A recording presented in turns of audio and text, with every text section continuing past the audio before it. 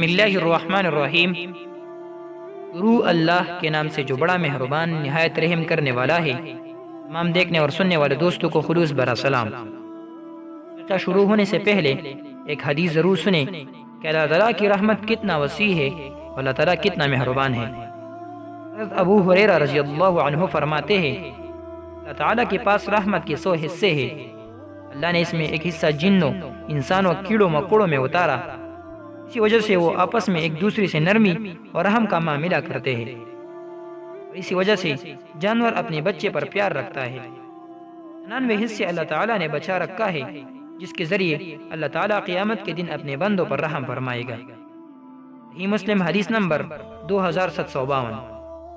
اللہ نے انسانوں میں ایک ایسی صفت پیدا کی ہے جس سے ایک انسان دوسری انسان سے نرمی و شفقت سے پیش آتا ہے، اور وہ رحم کی صفت ہے۔ اگر انسان دوسری انسان پر رحم کرے تو اللہ نے اس سے رحمت و مغفرت کا وعدہ کیا ہے، جیسا کہ اللہ کے رسول صلی اللہ علیہ وسلم ارشاد فرمایا۔ سیدنا عبداللہ بن عمر رضی اللہ عنہما نبی کریم صلی اللہ علیہ وسلم سے بیان کرتے ہیں، رحم کرنے والوں پر رحمان رحم فرمائے گا، تم اہل زمین پر رحم کرو، آسمان والا تم پر رحم کرے گا۔ ابو داؤد نے اس کائنات میں اگر ہم انسانوں پر رحم کریں گے، وہ جو پوری کائنات کا مالک ہے اور آسمان میں ہے، ہم پر رحم و کرم فرمائے گا۔ بڑھتے ہیں اپنے واقعہ کی طرف۔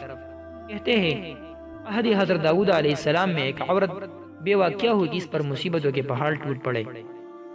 بچوں کا ساتھ اور کل جمع پونجے 3 درہم حالات سے مواقع کرنے کے ٹان لی، اور جا کر بازار سے 3 دراہم کا اون خرید لائی۔ چیزیں بنا کر فروخت کی تو 5 درہم وصول پائی۔ درہم سے کھانا پینا خریدا اور 3 درہم کا پھر سے اون لیتی آئی۔ اس طرح کوئی دن گزر بسر کیا۔ ایک دن بازار سے کھانا پینا اور اون لے کر گھر کو لوٹی، رکھ کر بچوں کو کھانا پینا دینے لگی کہ ایک پرندہ کہیں سے اڑتا ہوا آیا اور اون اٹھا کر لے گیا۔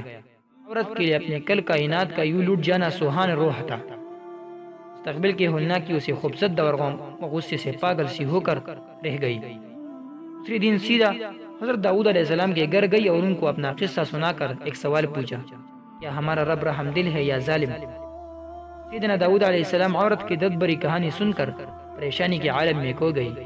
جواب دینا ہی چاہتے تھے کہ دروازے پر دستک ہوئی۔ جا کر دیکھا 10 اجنبی اشخاص کو کھڑے ہوئے پایا۔ اس سے آمد کا مقصد اور ماجرا پوچھا۔ انہوں نے کہا، حضرت ہم سمندر میں سفر کر رہے تھے کہ ہمارے کشتی میں ایک سوراخ ہو گیا۔